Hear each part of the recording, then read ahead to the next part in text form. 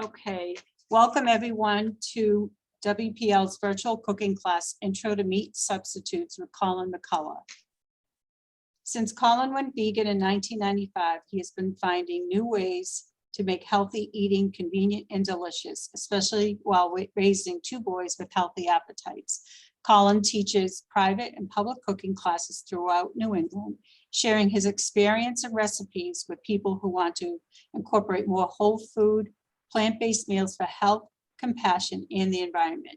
He has published 2 books, The Healthy Vegan Cookbook and Smoothies That Taste Like Girl Scout Cookies. You can learn more about Colin on his website and Facebook page, and those links are in the recipes handout. Okay, Colin. All right, thank you for having me back. This is the last of the virtual classes that I'll be doing for Worcester Public Library. The next ones that are coming up are actually going to be in person, so I get to see everybody. So we have a class at the end of September that's going to be in person, and then we have another one in November as well. So you can look for those on the Worcester Public Library calendar online and sign up for those. So this class today, this one is going to be kind of a show and tell. So this is like my show and tell area of the house, and then we'll go over to the kitchen part, and we'll be able to actually make some of these recipes. So it's going to be in kind of 2 parts here. You know, as a vegan, someone who's been vegan for over 25 years now, you know, I get a lot of questions. People are, you know, curious and will ask me, you know, for recommendations or, you know, how to make different things. So this class, Intro to Meat Substitutes, you know, I definitely get a lot of questions about, you know, different brands and kind of what's out there. You know, if you go to even just a regular supermarket now, you're going to find all kinds of options that did not exist 10 or 20 years ago. Certainly 25 years ago, there was really very little pre-made food that you could buy that was vegan, you know, convenience foods. And now there's a ton of it, you know.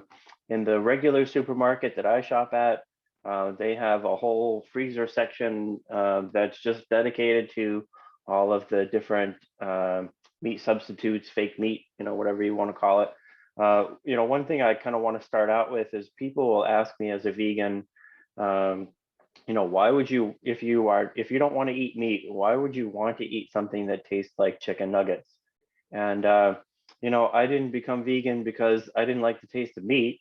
You know, it was for the animals and for my health. And so, you know, if they can make different meat substitutes that you know taste similar, then I'm happy that that exists. I'm happy to have that sometimes. I do try to, you know, as the healthy vegan, I do try to eat as much unprocessed foods as possible. So I don't like to have to rely on a lot of the meat substitutes, the stuff that you get in the store. But you know, it definitely has a place. You know, convenience foods certainly have a place. So we're going to talk about some of the products available, and then some of the recipes we'll be making some meat kind of substitutes using, you know, a little bit more healthy ingredients. We'll talk about all that. So I just wanted to be able to start the show and tell. We have a couple of different things here. So, you know, here's an example. We have Smart Dogs, which are the vegetarian hot dogs. And so, you know, Smart Dogs is just one brand. There's a number of these, but you know, when it comes to hot dogs or something, you know, how much like real meat is there actually in a hot dog? So, you know, when people say like, oh, vegetarian hot dog, what's in that? That's got to be disgusting. Well, I mean, come on, what's in a hot dog? A meat hot dog. So, you know, there are some things like this where you know, you put it in a bun, you put a bunch of condiments on it, and you know, does it really taste that different? So there's the vegetarian hot dogs. My favorite kind of vegetarian hot dog is field roast. They make one, Frankfurter, that's very, very good. But Smart Dog, that's available at most supermarkets that I've seen. So you know, this is all stuff that you don't even have to go to like Whole Foods to get anymore. This is pretty readily available at most supermarkets. Another product here I'm just going to show is Tofurkey. They make the vegan deli slices. You just use this in sandwiches. And actually, open this up here to show you. If you're vegetarian, you're trying to eat healthier, then this is certainly going to be a lot healthier than the processed meats, full of nitrates and or nitrites and all that stuff. So that's an alternative. There's of course the Impossible Burger and Beyond Burger. These are really kind of taking the vegetarian world by storm, I suppose. So Impossible Burgers, you can find these at Burger King. They have these. A lot of the chain restaurants now, like TGI Fridays, places like that that normally used to have veggie burgers. Now they offer either the Beyond Burger or the Impossible Burger. This is it's really interesting if you haven't tried it. Like I said, you can get the Impossible Whopper at Burger King, and it actually, it's a very long time since I've had meat, so maybe I'm not the best judge at this point, but I have seen a lot of people online, people like taste testing it and trying, the regular Whopper versus Impossible Whopper. And a lot of people say, it tastes pretty much the same, it's just like, sort of like the hot dog, if you put a bunch of stuff on it, can you really tell? Does it really make that much of a difference? One thing for sure that I do like to have sometimes, this is the corn version of meatless nuggets, like chicken nuggets. In your regular supermarket that you go to, Stop and Shop, Shaw's, Market 32, they're going to have that stuff in the freezer. And that's another thing of, a regular chicken nugget is like how much actual chicken is in it. It's so processed and full of other stuff that, these things, the vegan chicken nuggets, are they really that much different? I mean, really, if you're gonna, use some sauces to dip it in, if your 5-year-old kid can tell the difference between that and a regular chicken nugget, then you probably got some challenges. If your kid has a palate that discernible that they can tell the difference. But so those are just some of the examples. There's so much available now. Sausages, just all kinds of different vegan products. From a health standpoint, it's really kind of compared to what. So like the Impossible Burger, it really gets a lot of flack because people say, well, it's not really healthy. It may be vegetarian, vegan, but it's not really healthy. And it's certainly much healthier than if you were to have a regular Whopper, beef Whopper.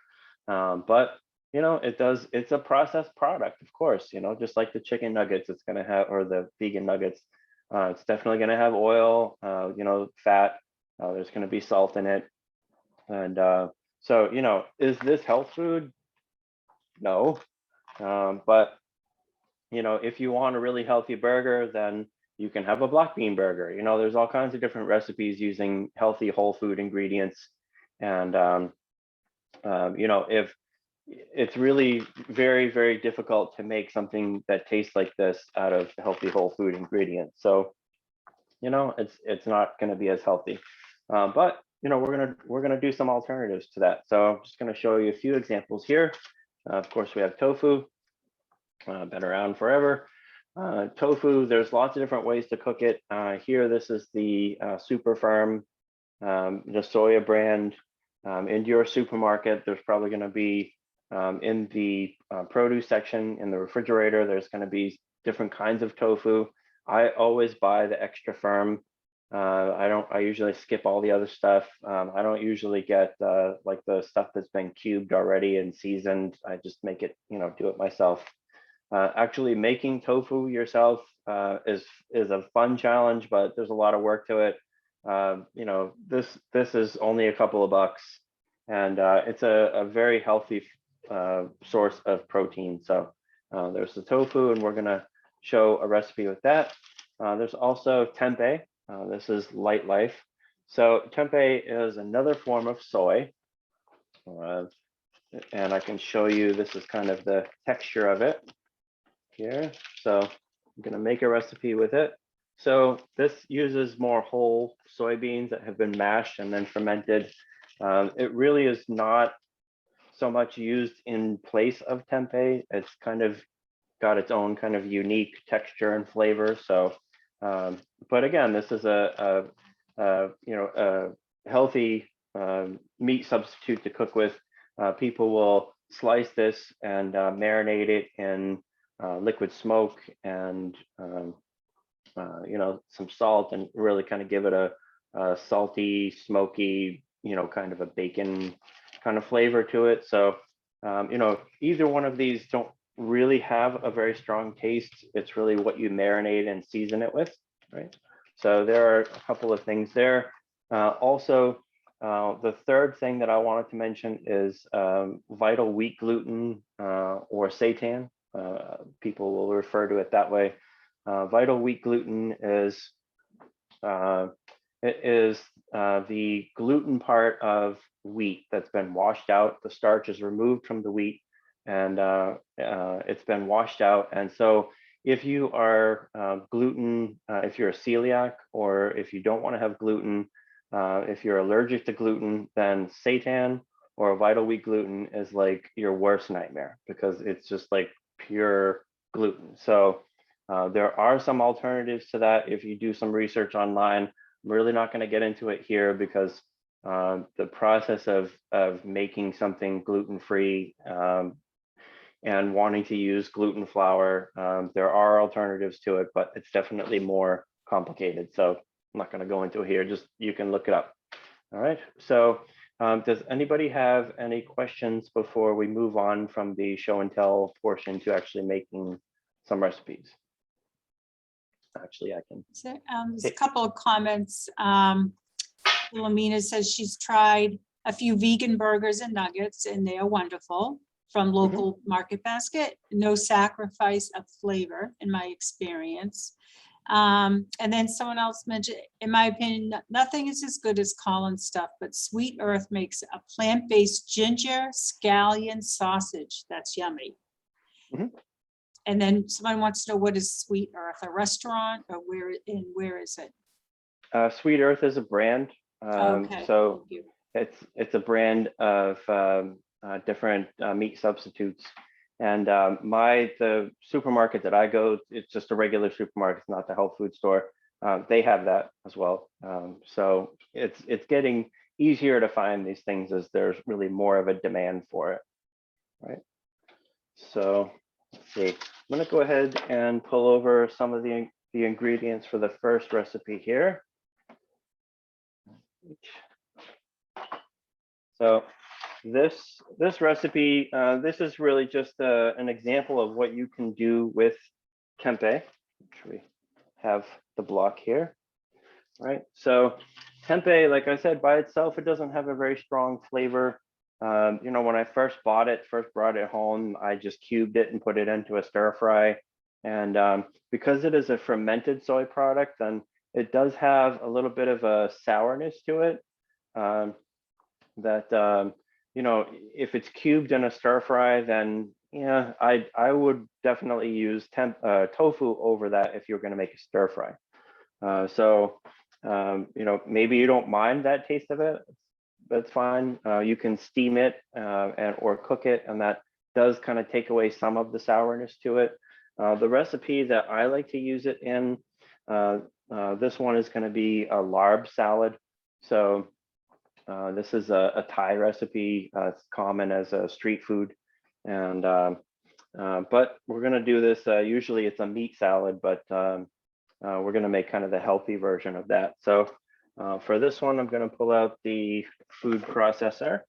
All right. So we have 4 recipes today that we're going to do, and this is one where you put all of the ingredients together, you process it, and then put it in the frying pan and cook it up for a little while. So in the interest of time, trying to get through 4 different recipes, I'm going to mix a lot of the things together. some of the recipes, like one of them, we're just going to kind of talk through it because it would be longer for me to make it within the span of an hour-long class. So this first one, the Thai Larb Salad, I'll use the food processor. Like I said, I always recommend if you don't already have a food processor, you want to get one that has a high capacity to it. So this one is a 14-cup capacity. You can certainly use a smaller one, but it's going to be too much ingredients for a small container, and you're going to have to like double batch it, and then it just kind of becomes more of a hassle than it's worth. So large cup capacity. You can certainly just chop everything. You don't need a food processor to do this, but this is just going to do all the work for you. Whereas if you're going to chop everything, it's going to take a long time. So this calls for 1 8-ounce package of tempeh, right? So I've only ever really seen one size, so there isn't really a lot to choose from. And honestly, usually Light Life is in a regular supermarket. That's the brand you're going to find here. They do come in all kinds of different flavors. You can see this is the original flavor. They have some that are like 3 grain. They have other ones that are marinated and flavored. So, you know, whatever you can find. So basically, I'm just kind of crumbling this up into pieces, and then the food processor is going to break it up, right? So just crumble it in pieces. I'm also going to put in a package of shiitake mushrooms here. It's easier if they're already sliced, so you don't have to stem them.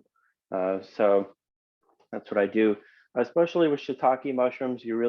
This is something that if you buy these from the supermarket, you probably want to use it within the first several days. You know, once it's sliced, then it does kind of spoil more quickly. So you want to use this fairly quickly.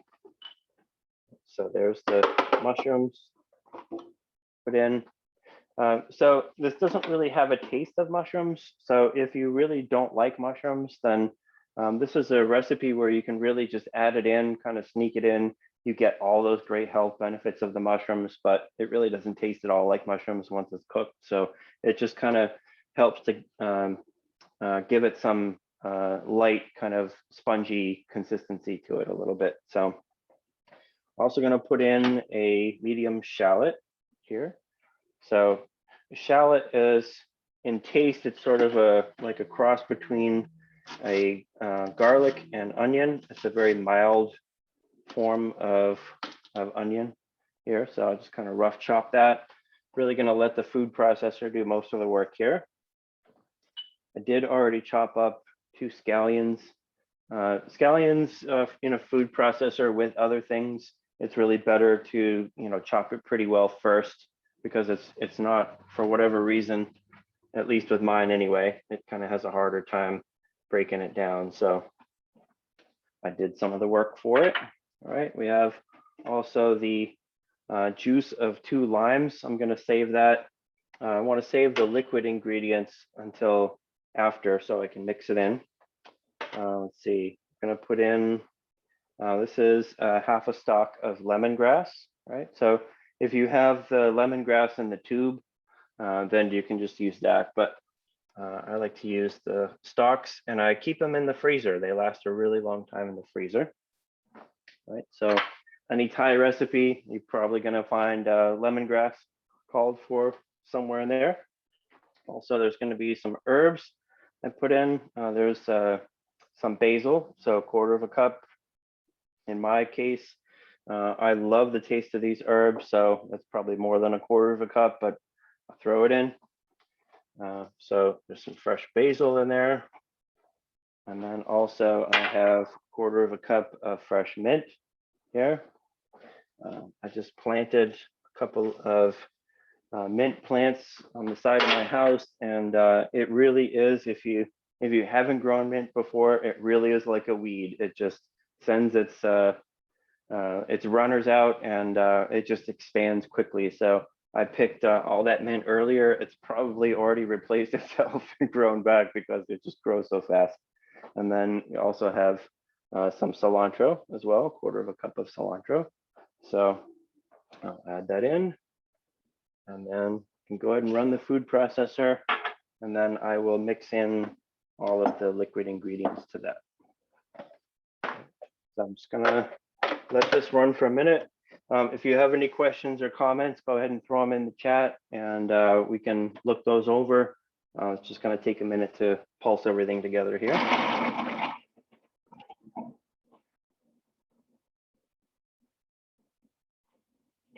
And I always find it helpful to scrape down the sides a few times just to make sure everything gets nice and mixed. So, you know, this isn't the kind of thing that you need to turn it on and walk away for 5 minutes. Very long here. So that tempeh, it's not like tofu, which, you know, kind of breaks down. You know, the extra firm tofu, it's drier, so it kind of more crumbles. Whereas if you get a silken tofu, then it's really more like a custard kind of consistency. It doesn't really break down, you know, as it becomes more liquidy when you blend it up. So the tempeh really, it kind of goes into granules, right? So it's still, you know, sort of like that extra firm tofu, it just kind of crumbles, and then you get that great consistency. So I'll just break it down one more time here. This is one of my favorite recipes to enjoy while I'm putting it together, because boy, you blend in all those fresh herbs, and you know, before you have cooked anything, it already smells fantastic. So that's pretty well put together, and I'm just going to grab a bowl here. Everything mixed together, and let's see, scraper. This is the benefit certainly of teaching these classes virtually. Is I'm in my kitchen, so I have everything right in front of me, and I know where everything is. So I don't have to worry if I forgot anything to pack. But you know, it's being able to do these classes back live in person again, be able to hand these out, all this food out as samples, is a wonderful benefit. So there's all the dry ingredients there. This I'm going to add the juice of 2 limes. All right, so I've already used my citrus juicer, and there's the lime juice. And I will add 2 or 3 tablespoons of tamari. So this is tamari, right? So it's similar to soy sauce, but this is just fermented soy, whereas soy sauce, strangely enough, soy sauce is actually a number of different things that have been fermented, like different grains and beans and things like that, whereas tamari is just soy. So it has a similar taste to soy sauce, but I find that tamari has kind of a deeper, like richer flavor to it. So that's what I prefer, but you can definitely use soy sauce if you want. I'm going to put in 3 tablespoons here. So there's 1, 2, and then also tamari gives things a nice kind of umami flavor to it. So like kind of salty. You're going to notice in this recipe, I don't add any salt to it because the tamari already is naturally salty. So you have that. That also calls for 1 teaspoon of dulse flakes. So dulse is a type of seaweed, and so it comes in a package. It's not quite powdery, but it's got, you know, it's small flakes. And so, you know, if you're trying to replicate kind of the seafood kind of taste, you know, whereas like I said, this is tends to have like fish sauce in it or something like that. Traditionally, if you're going to make it non-vegetarian. So I like to add some dulse flakes in. You know, if someone in your house doesn't, you know, like that seafood taste at all, then just leave the dulse flakes out. That's fine. And then I'll put in about a teaspoon of sriracha, right? So that's just gonna give it a little bit of extra heat. All right, so a teaspoon's not gonna make it on fire. It just kind of gives a little extra heat, a little extra flavor. And then also a teaspoon of agave nectar, either the light or the dark. So this just kind of gives it just a hint of sweetness to it. So there's a teaspoon. And then that's everything. Gonna mix it all together here. And so at this point, I would put it into a frying pan or a large, deep, wide pan. And you're gonna cook this. You definitely want to keep stirring this pretty frequently. You want to stir fry this, cook this for about 10 minutes, right? Because I'll show you there, there's the mixture. This has definitely has a very raw flavor to it if you don't cook it. So the tempeh has a raw flavor. Also, there's the medium shallot. You definitely want to cook down the mushroom that's in it. And that's going to release a lot of moisture as it's cooking. And then there's the scallions as well. So, you know, cooking it is pretty important here. This is not a raw food recipe. This would taste kind of strange if you didn't cook it, I think. I'm not going to cook it. Like I said, we'll move on to something else. I just wanted to kind of demonstrate that. I can answer any questions if people have it. How I usually like to serve this is if you have lettuce leaves, like romaine lettuce, kind of make a, you know, take the leaf and I use this filler, kind of put it in and eat it on the lettuce leaf. Or if you have like bib lettuce or butter lettuce or anything like that, you know, that's like a little scoop, then you can, you know, put a spoonful or two in. And then I really like to add chopped peanuts on top of that as well. Gives it a really nice crunchy flavor. In the recipe that I think you got, one thing that I eliminated was the first step of the rice flour or the little pieces of rice. In Thailand, you know, using it in street food, they typically will do that just to kind of give it like a nice little crunchiness to it. But it's really hard to duplicate that at home. So I just eliminated that. So I would suggest that you just skip that step if you're just making it at home. So I'm gonna go ahead and put this recipe aside. And like I said, I'll worry about cooking that later. All right, so that was really just an example of a recipe that you can use tempeh for. Because like I said, you know, unless you're familiar with it, a lot of times people will just put it into a stir fry and then say, I don't know about that. It kind of has its own uses. So definitely if you're interested in using tempeh, then lots of great recipes. You can even make tempeh. There are different kits that you can buy to make it yourself if you want. But honestly, this is like $2. So it's easy just to buy it unless you really want to make it. The next recipe we're going to do is sesame tofu cubes. All right, so we'll move on to that. This is one of my kids' favorite recipes as they were growing up. You know, my kids have always been vegan and they are now 19 and 22. Crazy that they are that old, but 19 and 22, and they just grew up around tofu. They've always had it. So, you know, honestly, it didn't really take any convincing for me to get them to eat tofu. They've just always done it. And this was a form of getting them to eat tofu that they were absolutely thrilled about. They would love it when I made this recipe. So we're going to do this one today, just as an example of what you can do with tofu. So I took one of these blocks of extra firm tofu. So definitely, in order for this recipe to come out as good as I think it should be, I definitely recommend that you get either extra firm or super firm. This is actually super firm tofu that I got just from a regular supermarkets, not from the health food store. Super firm tofu, it's basically has a lot less liquid in it. Or you could just use the extra firm and then just kind of press it out and try and get some of that water out of it. So you want it to be nice and firm.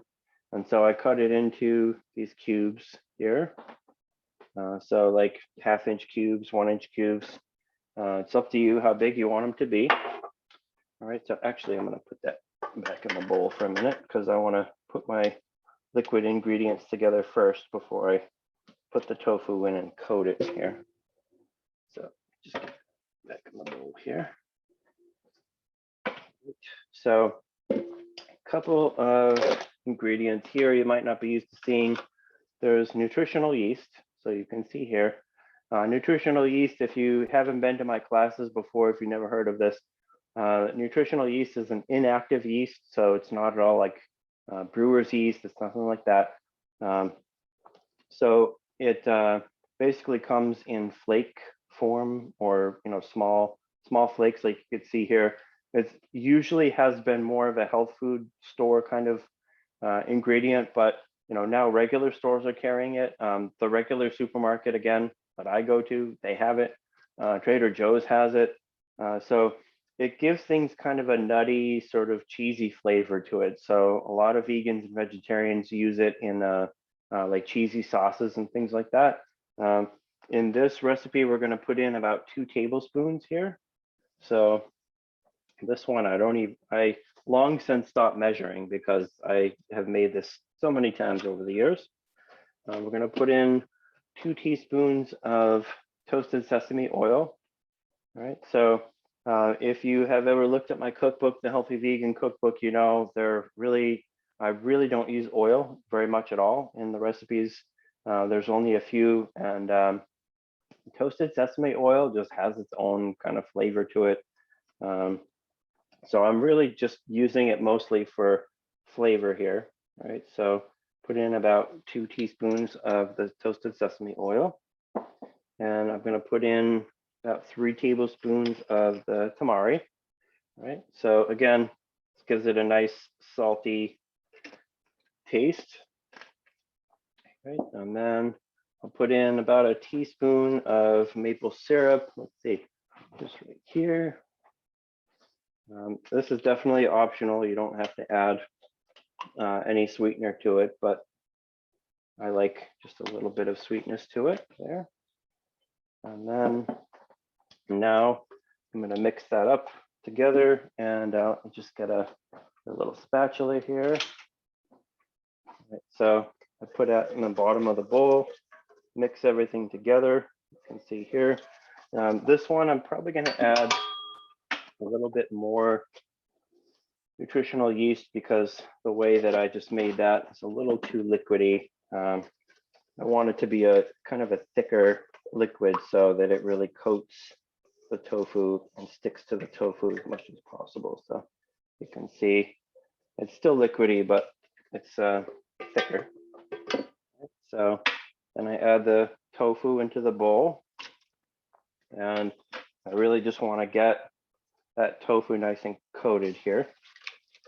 All right, so I'll just mix that together. And the way that I'm going to make this is in an air fryer. I have taught a class on how to use an air fryer for Worcester Public Library. So if you want to see more about that, I'm sure you can go back through in the video on the YouTube channel, and you can find that. So there's the cubes coated, and I'm just going to go off screen for a bit, put it in the air fryer. So my air fryer, and just scoop this in. So you can definitely use the oven to do this, or you can just put it in a skillet and stir fry it. Either way, if you're going to bake it, there we go. So for the air fryer, I'll put it in for about 6 minutes at 380 degrees. Go, start that. If you're going to put it in the oven, pretty much the same thing. You can put it in for about 400 degrees on a baking sheet, and take it out after 6 minutes. Use a spatula and just kind of stir it up and move it around. And then after 6 minutes, you put it back in. Just like in the air fryer, I'm going to shake it, put it back in for another 6 minutes. And then you can see here, there's still some liquid left over. So when I'm all done, I'll put the tofu back in here and just kind of coat it with what's the liquid that's left in here, right? So there's that. If you wanted to just stir fry it, you could certainly do that. Just stir fry it until the tofu gets nice and crispy. So, about 10 minutes or so. And then I do like to toss it with some white sesame seeds, which you can see here, right? So I am going to put this stuff aside, and then when that is due, then it should be done by the end of the class, so I can show you kind of what it's going to look like, right? So let's see, how are we doing on time here? 3:09. All right. Yeah, Yeah, I think we're so- doing pretty good on time. Okay, so we've got time to get through 2 more here. And again, if you have any questions or comments or anything, then feel free. As far as the tofu goes, like I said, tofu doesn't really have much of a flavor to it. Certainly, 25 years ago when I became vegetarian first, or 26 years ago, I became vegetarian. The first time I ever tried tofu, I had brought it home, I put it on the cutting board, and I said, what do I do with this? I don't even know. So then I would, cut it into cubes and put it into a stir fry, and that tastes fine. It's fine. Tofu doesn't really have much of a flavor to it. So, in a stir fry with a sauce or something like that, seasoned, it's perfectly fine like that. But there's so many different ways to cook with tofu, so many different recipes. In the classes that I do, I pretty frequently use tofu in different forms, the silken tofu, the firm tofu. So there's a lot of different ways to do it. So, this is kind of just a jumping off point to use as one example, and then you can try, lots of different ones. Someone does have a question. Is this a lunch, Sure. snack, or dinner? Let's see, all of the above. Really, you can use it for any combination. A lot of times, honestly, what I do, if I have a recipe that calls for like half a block of tofu for something else, then I will put this back in the refrigerator for the sesame tofu cubes. And then as a snack or as just part of dinner, I'll take that other half of the tofu and then make that recipe and just kind of have it as part of dinner. Another thing you can do is toss this into macaroni and cheese. Like I, of course, make the vegan version, but you can mix this into macaroni and cheese, and it gives a really great flavor to that as well. So, there's lots of ways, but I'm going to say lunch, snack, and dinner. Right. So let's see, next recipe. And again, if you have any questions or anything, feel free, throw them in the chat. Next recipe we're going to do is vegan breakfast sausages. So, I've definitely noticed in the supermarket lately, then there are usually lots of different, several different brands of vegan or vegetarian breakfast sausages. And, just like the Impossible Burger, you look at all of the ingredients, and, if you're trying to eat healthy and use more whole food ingredients, then breakfast sausages, it's usually a pretty processed product. So like this is a way to try and get some of those same flavors, but making it at home yourself, kind of the healthier versions. So if you want to give it a shot of making your own, then this is how to do that.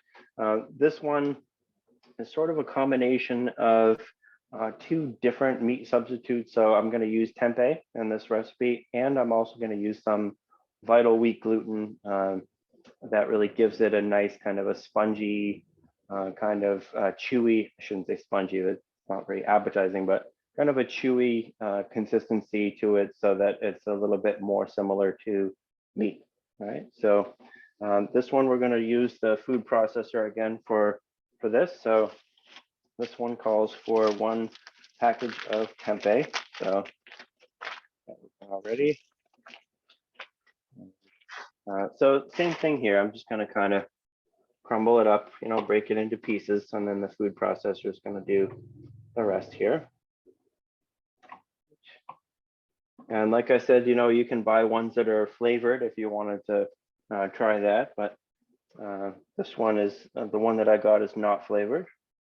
There's going to be 1 medium tomato, right? So the tomato really kind of adds to the flavor of it, but it also adds some liquid to it as well. Right, so I'm just going to rough chop that, put it in.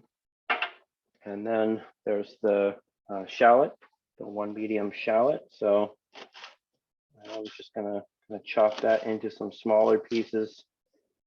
Just kind of rough chop it, and then the food processor will do the rest. Right? So again, if you don't have a food processor, it's fine. You would really just need to chop everything here as much as possible into really small pieces.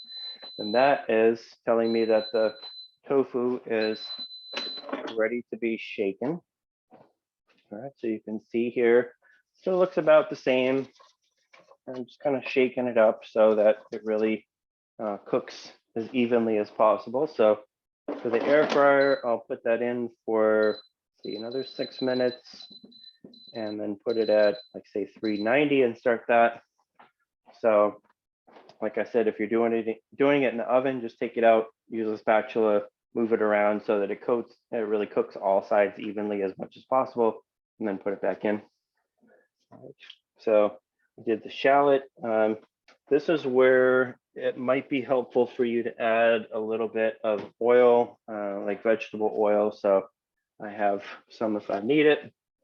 This recipe, it has the tomato in it, which gives it some liquid to it. But in this case, 1 tablespoon of oil kind of prevents it from being a little bit too dry because these are going to be baked. But it's up to you. If you want to do oil-free, then that's fine. Or if you wanted to just use the spray oil as well, that's another option. Right. So I'm also going to put in a teaspoon of agave nectar. And this, again, just kind of give it a little bit of sweetness, kind of offset the tartness of the tomato. Right. And then I have also put in all of the dried ingredients as well. There's kind of a mix here. So 2 teaspoons of sage, dried sage. It's, you look at the flavors of what you expect in a sausage, and sage is usually the main thing that gives it that flavor. Also 2 teaspoons of salt. You can also put in a little bit of liquid smoke, which I have, and I'll show you in my supermarket. It is the Stubbs brand. So liquid smoke is really just water that's been infused with the smoke when they process it. So you can add it to things to give it kind of a smoky flavor to it. Also, there's a 1/2 teaspoon of dried thyme, 1/2 teaspoon of ground fennel. I definitely don't like to use whole fennel because when I eat these sausages, I don't want to like bite into a piece of fennel, but I still like that flavor. 1/2 teaspoon of ground black pepper, 1/2 teaspoon of dried mustard, the mouse mustard powder, and then 1/4 teaspoon of nutmeg. A little bit of nutmeg goes a long way. So those are the seasonings. And like I said, I'll just add just a little dash of liquid smoke. That also with liquid smoke, a little bit goes a long way. I'm just gonna run this for a minute, pulse it a couple of times, scrape it down.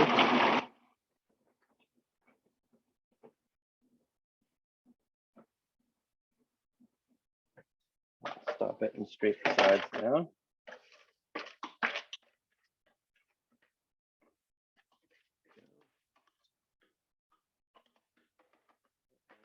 Like in the Thai larb salad recipe, the tempeh kind of breaks down as you food process it, and it kind of breaks down into like granules, right? So add a little bit more. Okay. And then scrape it down just one more time. Everything's breaking down really nice.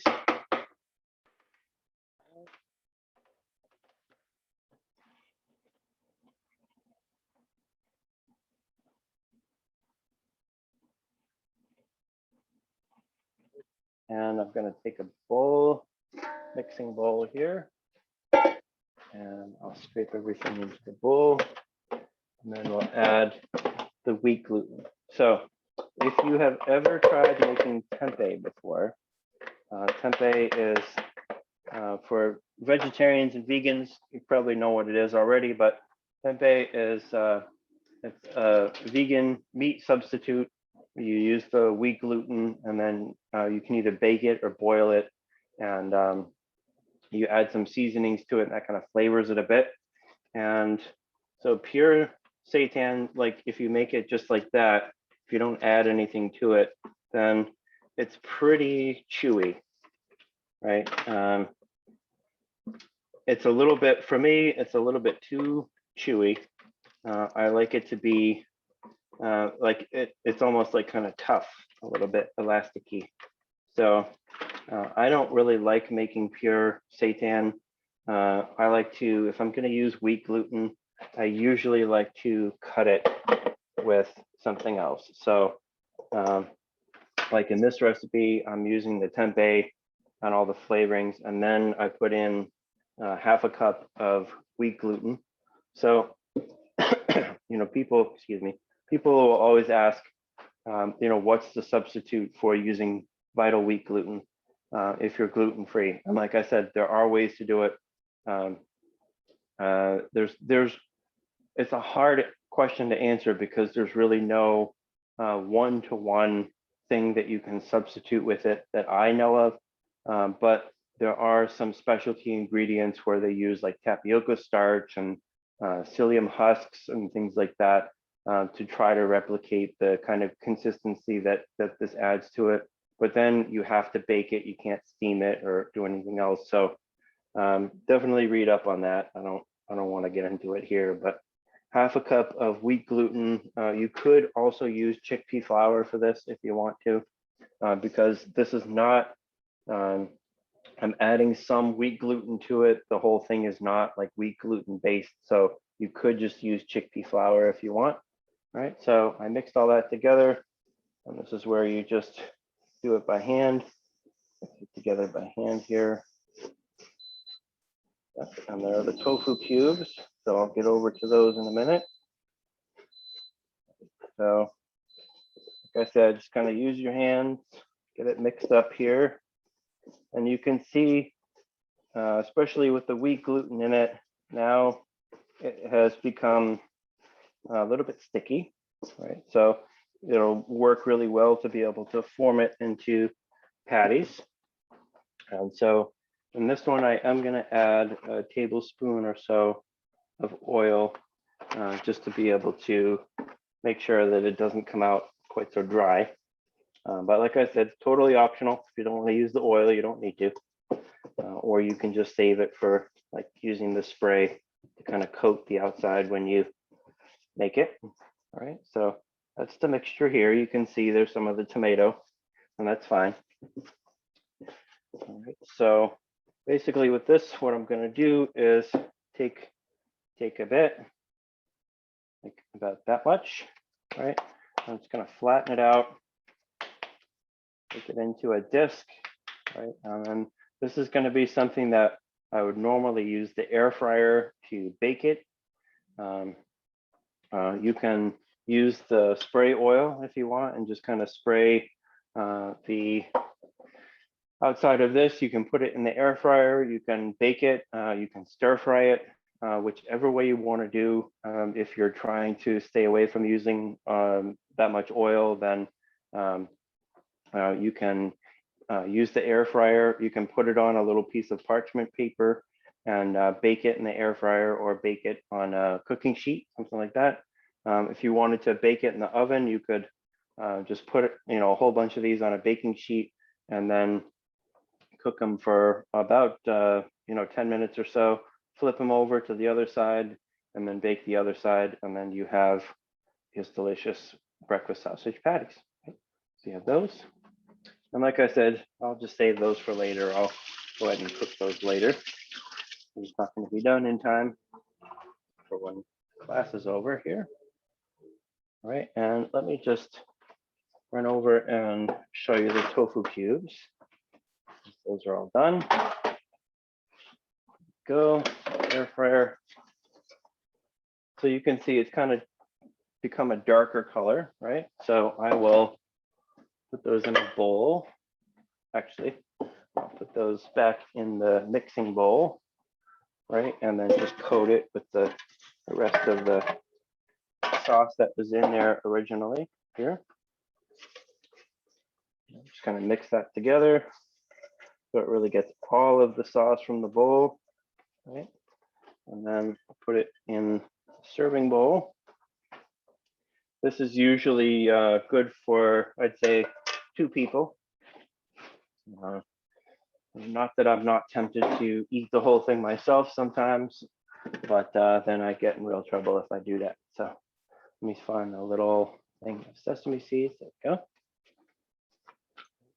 So use the sesame seeds as a topping for it. And then go ahead and serve it just like that. So delicious flavor. This is one of my favorite ways to have tofu of this. All right. So the last recipe we're going to do, this is the one where I'm not actually going to make it because it's a little bit involved, takes a while. So I'm just going to kind of go through the steps. And so this is the vegan chicken recipe. If you wanted to try this, this way of making it is it's different from seitan, where usually you would cut that into slices. In this recipe, this actually kind of has a texture like chicken, kind of shredded texture to it, if you will. So it's really all in how you prepare it. So I know we have about 5 minutes or so. We're just going to kind of run through this. Like I said, in order to get it so that it's not really dense, you want to use something that kind of breaks it up. And what we would use here is chickpeas, right? So you can use the food processor for this if you want. I think the best way to do it is in a high power blender. There's the Vitamix, which of course always makes an appearance in all the classes that I teach. But if you have a powerful blender, you can use that, like a Ninja or NutriBullet or something like that. That's going to work fine too. It's okay. Like I said, you can just use the food processor if that's what you have. So to this, I would put in 1.5 cups of cooked chickpeas, which is 1 can if you decided to buy it. And then I'll put in 1 cup of water.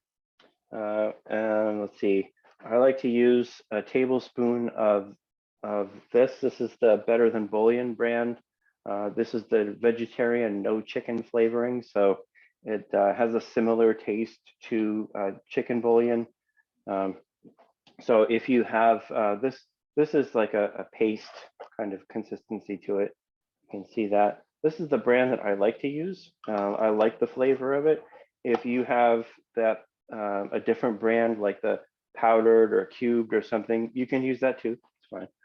This is just what I like to get.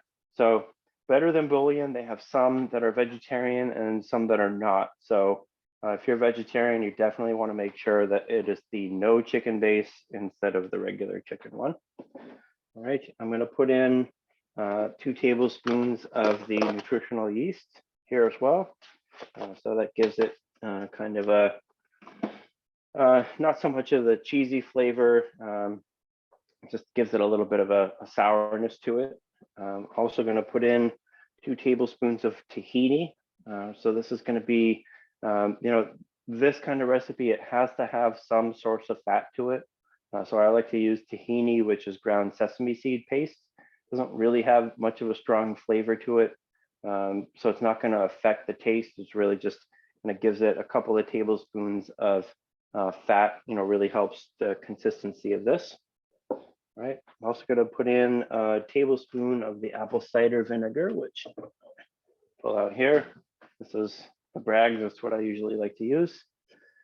So I'm putting all of this into the blender or the food processor. I'm also going to put in a teaspoon of salt. If you've been to my classes before, I always use the Redmond real salt. This has the highest nutrient content of any salt on the market. So you can find more about that if you look it up online. There's a few specialty ingredients here. The recipe calls for onion paste. This is really common in Indian cooking. If you don't have some onion paste, then another alternative you could use is Vegemite or Marmite. Oh, that's here, or Marmite. So Marmite is yeast extract. It tastes absolutely horrible. Because I don't live in Australia, I would never use this for anything else except for recipes like this, where you're really kind of trying to give it kind of a bit of a yeasty kind of flavor to it. You know, it has a consistency of almost like molasses, I guess. You know, in Australia, they put this stuff on everything, on toast, and oh my God, it's horrible. But in this, as like just a little bit, as 1 teaspoon as a flavoring for something like this, it's good. I'm happy to use it. And then also I have 1 teaspoon of ginger and garlic paste. Again, in Indian cooking, you can buy from the Indian supermarket ginger and garlic. It's already mixed together. It makes it easier, but if you don't have access to that, you can just do some shredded. I mean, if you use like a microfine planer, or you know, chop really fine, a small piece of ginger, like a 1/2 inch piece of ginger, and then also 1 or 2 cloves of garlic. That's fine as well. You can do that. All right, so I'm going to either blend or process all of that together so that it's nice and smooth. And then to that, I'm going to add 1.5 cups of the Vital Wheat gluten flour. Right.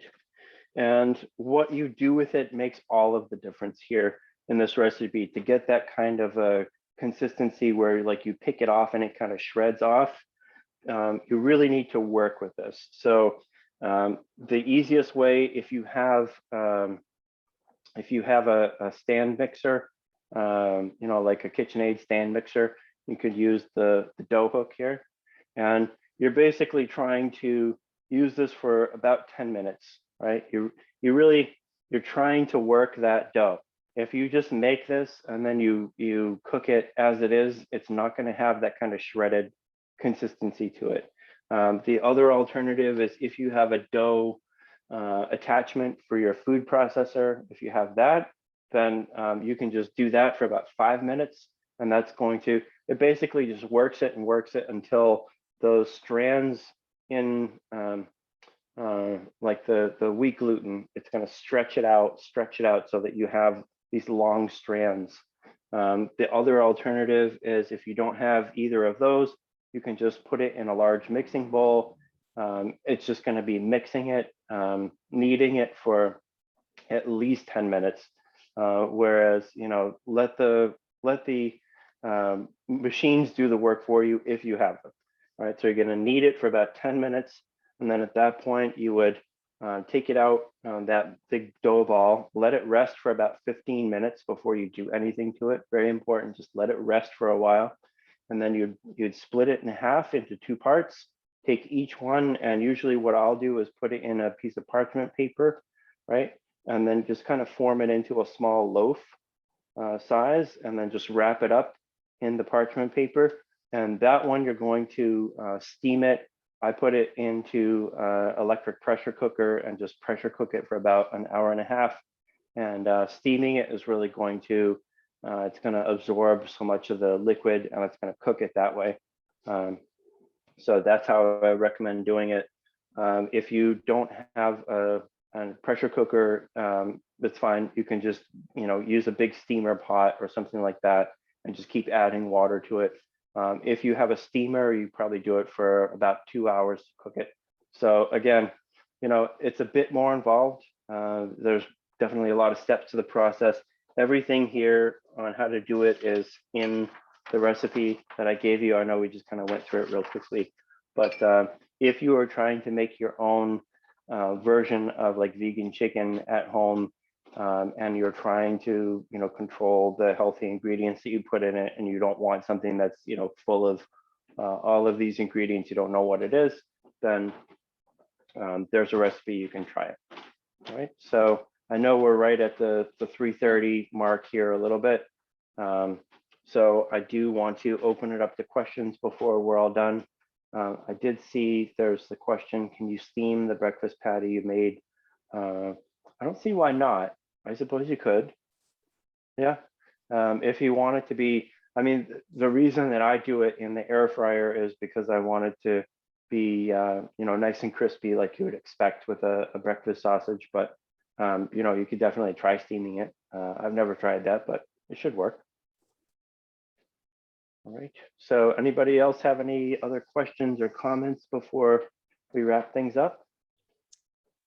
I don't see any here. Well, we do have someone that would like to keep the classes. She knows that they're going in person and keep them via Zoom as well. I'm not sure we have been able to figure out how to do that.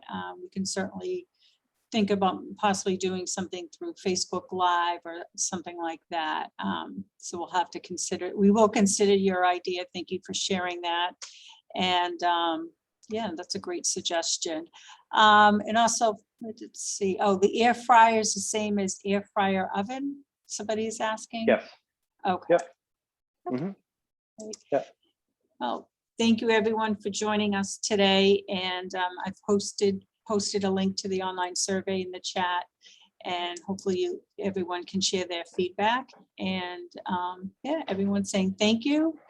Thank you to all. Quite interesting. It was learned a lot today. It's a totally different way of cooking. It is. Yeah. I mean, that's one thing that I should have said in the beginning is, you know, I've tried lots of different meat substitutes, meat analogs, and you know, like I said, I've been vegan for several decades now, so I'm probably not the best judge of taste out there, of, you know, what tastes really realistic. So, you know, I would say for a lot of these things, you know, there's not a lot on the market that's going to taste exactly and be, you know, that same exact texture as meat. It's going to be similar. So, you know, if you go into it saying, you know, I want that chicken nugget to be exactly like what I'm going to get at McDonald's, it's probably not going to be. It's going to be similar. But, you know, when it comes to things like tofu and things like that, you know, I always say, you know, I don't really think of tofu as a meat substitute because it tastes nothing like meat. It doesn't have the same kind of consistency as meat at all. So I always say, you know, there are some things like that where I would say it's kind of its own thing. Just think of it as like, you know, a whole other thing, and not like, you know, hey, I want some cubes of meat, but I'm going to put in tofu instead. You know, I think that can be kind of disappointing if you're going to look at it that way, because it's really not exactly the same. You know, some of the things like the hot dogs, like I said, you know, I don't think it matters so much. You put a bunch of condiments on it, and, you know, you just like with the burger, you put a bunch of stuff on it and it tastes great. You know, I think it tastes really good. But, you know, if you're looking for something that's exactly like that meat burger that you're used to, then I don't know. Some people think Impossible Burger is pretty close, or Beyond Burger or something like that. But you know, just try and keep an open mind when you try this stuff, I guess I would just say. All right. And also, there I see a few questions here. Are your two boys still vegan? Yes. Yes, they are. And then also, did you publish a cookbook I can get? Yep. So Healthy Vegan Cookbook, that is here. And that is at the library. You've got copies there too. Yes, we do have a couple of copies. Yep. And there's 200 different recipes in there. And then also there's the smoothies that taste like Girl Scout cookies as well. These are both available on Amazon if you wanted to find them there, in print book and also in ebook version as well. So you've got lots of options there. So